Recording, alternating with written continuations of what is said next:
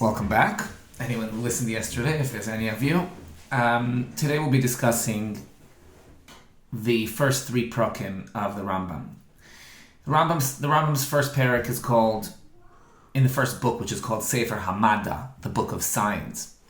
The first parak is called Hilchos Yesodei HaTorah, which means the foundations of the Torah. Naturally, when we begin to try to understand something and know it, we have to begin at the foundation, and this is what the Rambam views as a foundation. And the first mitzvah the Rambam discusses is the mitzvah of emunah in Hashem, of believing in Hashem. Now that's a funny one. It's a funny one to start with, and I'll explain why. There's a bit of a paradox there. You see, who's commanding you to believe in Hashem? Hashem is commanding it. So if someone is already believing in God, he's already doing the mitzvah.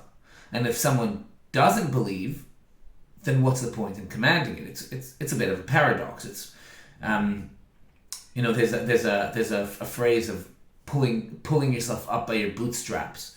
I believe the phrase began, with a story of someone who was sinking in some quicksand, and he pulled himself out by pulling up in his bootstraps. It's a paradox.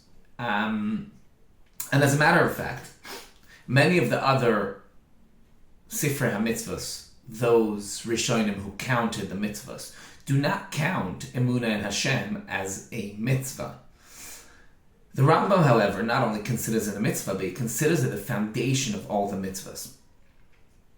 And my understanding of this is that perhaps,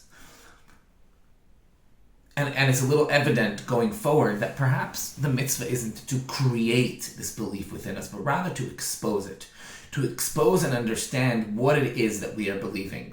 What is God and what is God not?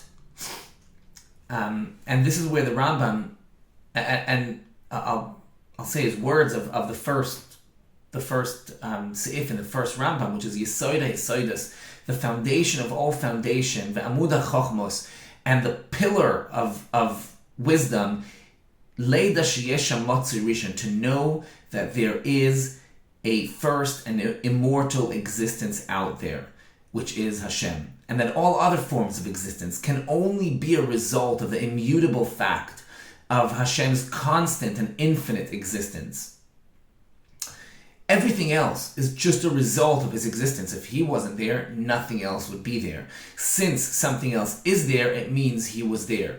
You see, we can always we can take an example. We have the Wright brothers invented the first airplane. It was very, very, very different to today's Boeing 787 or Airbus A350-1000. This is a vastly different machine. And although the Wright brothers are perhaps credited with inventing the airplane, the current airplanes have nothing or very little to do with them or their physics or their science. That is not the case with the existence of God. Everything is dependent on him. Everything that is in existence, everything that exists, everything that is dependent on his immutable and constant and infinite existence. The first mitzvah, of course, the mitzvahs aseh of Anochi Hashem Elokecha. That's how the Ten Commandments, Aseres HaDibros, begin. So there is a mitzvahs aseh of believing in Hashem. Anochi Hashem Elokecha. I am Hashem, your Lord. It also includes the first lot aseh. And the first lot aseh, of course, is if one does not believe in Hashem, he's guilty of lo yelecha elokim acherim al panai. If someone doesn't believe in the oneness and infiniteness of God, he's guilty of believing perhaps that there are many or other gods. And he goes on to discuss this concept by discussing the infinite concept of Hashem. And by discussing what does it mean, Echad, Hashem Elokeinu, Hashem Echad, the oneness, the unity of Hashem. Generally, the understanding of one is something which is singular, an individual within a group. However, our understanding of Echad in our context is different. Echad means limitless, infinite. One of the most basic limitations of any structure or form is the inability of it to be in two places at once. Things are constrained to one location or one time. Whereas we know Hashem, ki Hashem Elokeinu bashomayim mimal v'al ha'oretz mitachas, He is at one time in the sky and on the earth, which a little bit explains the infinite and the oneness and the unity of Hashem in this case. Although the Torah sometimes uses concepts which seem almost human, like Tachas Raglov, or Ksuvim Be'etzba Elokim, or Yad Hashem, the hand of Hashem, or Eini Hashem, the eyes of Hashem, Oznei Hashem Eliyareyav, the ears of Hashem. Now, these are obviously allegories or analogies to help us gain an understanding of what Hashem is, because we as human beings can only interpret things that we know and see, and that's what this here is, and that's what this is here is for. It's also a lesson, however, in reading the Torah, and in reading the Torah, the Rambam goes into this in more detail in Moreh Nevuchim, but many of the things that we read in the Torah we cannot and don't understand literally. For example, Einei Hashem, the eyes of Hashem. We all know and understand that we're not talking about physical eyes, but rather we are talking about an analogy of eyes. And therefore, that's why we need Chachamim to translate the Torah to us and explain to us what it actually means. And this goes back to what we were discussing yesterday about how the Torah is structured, the Torah Shebechsav and the Torah Sheba'al Peh, and how Chachamim are there to really help translate for us the Torah and translate these things that we cannot understand the literal meaning of. In the second parak, the Rambam discusses one mitzvah with two facets. He discusses Ahavas Hashem and Yiras Hashem, the love of Hashem and the fear of Hashem, love and fear. Now the Rambam views this as one mitzvah, but with inseparable facets, it comes together. They're fused as one mitzvah. You see, when one sees and appreciates the oneness and the unity and infiniteness of God, and then looks around him and sees the most tremendous, magical world that we live in and universe that surrounds us, you can't help but love its creator. Often we have things bad happening to us, but you cannot help but love the one who made all of this for us and for you. And the awesomeness of it will inevitably lead to fear of the Creator as well. You see, fear is not inherently bad. It often helps to keep us safe. Think of crossing the street. We're careful when we cross the street because we fear being hit by a car. It's also highly enjoyable sometimes. Think of going on a roller coaster, skydiving. It drives adrenaline, it drives endorphins in us. Fear, it adds excitement to our life.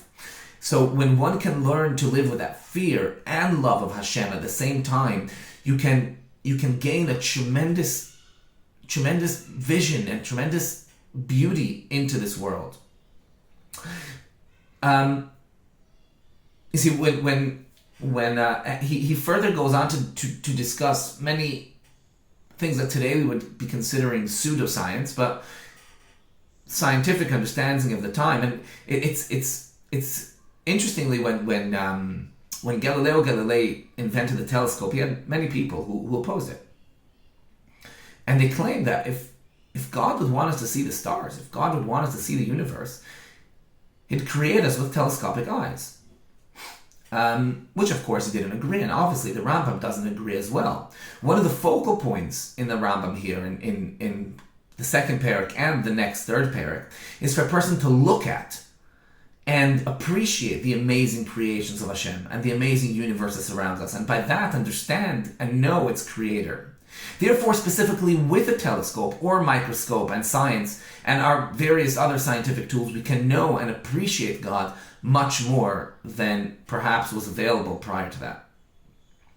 The Rambam goes further and much deeper into the understanding of the infiniteness of God, something he himself says requires an entire lifetime to understand. So I won't even attempt in a few minutes to try to explain it. Although with today's scientific knowledge and tools, the understanding of infinity is a little easier to those who are more familiar with physics, with quantum physics, string theory. I have a very, very small understanding of it, but the understanding of infiniteness can become quite easier. In Perek Gimel, the Rambam discusses astronomy, also as an example of the awesomeness of Hashem's creations. However, his science, although very advanced and highly accurate for the 13th century, is well understood to be very, very wrong today, because we have tools that weren't available at that time. The Rambam takes a very geocentric view of the universe, whereas the Earth is in the center of the universe and the rest of the planets and the sun surrounds it. And we, of course, understand our solar system, forget the universe, which they didn't even have a knowledge of, as heliocentric, with the sun being in the center. Now, some might view that as a challenge when the Rambam views it that wrong, but I believe that our current understanding creates an even far more awesome picture of the universe, which goes on to prove the Rambam's point, the one that he was trying to prove. Secondly, there's an important thing to understand here. We don't learn the Rambam, we don't learn the Torah as a science book. He's not there to teach us science. We have far better textbooks and far longer textbooks, even of the time, which are better at explaining science. The scientific information that the Rambam brings, and as a matter of fact, the Rambam himself discusses this in Moreh Nevuchim. He says, don't ask me to, he says like this, and I'm going to translate it in my own words, but I'm going to try to keep it true to source.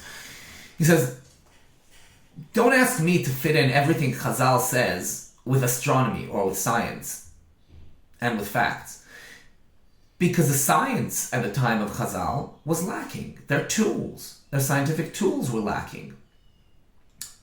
And they didn't discuss scientific things because these were a Messiah from the Nevi'im and therefore from Moshe Rabbeinu and from Hashem, but because that was the knowledge during that generation. The facts that Chazal discuss and the facts that the Rambam discuss are based upon the science of the time, not based on Chazal. Surely if the Rambam would have the knowledge that we have today and have the tools that we have today, he'd view it as a further example of the fear and love of Hashem. And that concludes our first three prakim of the Rambam, only 997 to go. Please, your comments, questions, suggestions, all welcome. Please let me know. Good Shabbos.